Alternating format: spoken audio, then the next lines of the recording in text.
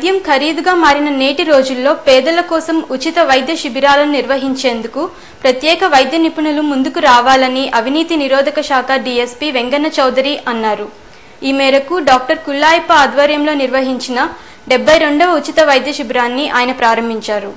ప్రముఖ pulmonologist doctor G Kullayappa ప్రతి నెల ఆఖరి శనివారం నిర్వహించే 72వ ఉచిత వైద్య శిబిరం నగరంలోని షిరిడి సాయిబాబా ఆలయంలో జరిగింది. అవినీతి నిరోధక శాఖ డీఎస్పీ వెంగన్న చౌదరి ఈ శిబిరాన్ని ప్రారంభించారు. ఈ వైద్య శిబిరానికి ఆస్తమా వ్యాధితో బాధపడుతున్న వారు అధిక సంఖ్యలో హాజరయ్యారు.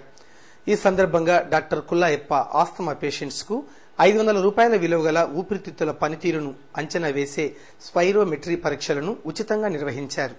అనంతరం ముఖ్య అతిథి ఏసీబీ డీఎస్పీ వెంగన్న చౌదరి చేతుల మీదుగా ఖరీదైన మందులను ఉచితంగా పంపిణీ చేశారు.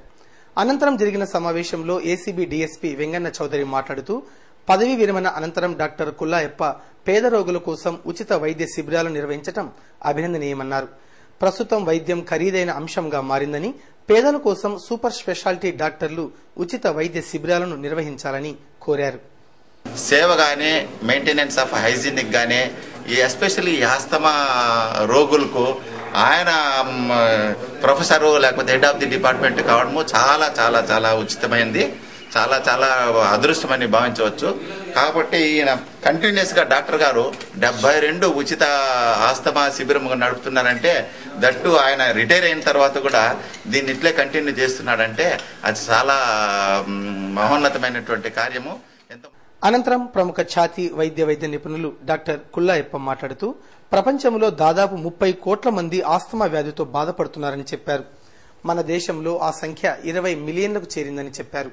ప్రతి సంవత్సరం మన దేశంలో సకాలంలో వైద్యం అందక 2 లక్షల మంది మరణిస్తున్నారని చెప్పారు. ఇలాంటి ఉచిత వైద్య శిబిరాలను నిరంతరం కొనసాగిస్తామని చెప్పారు.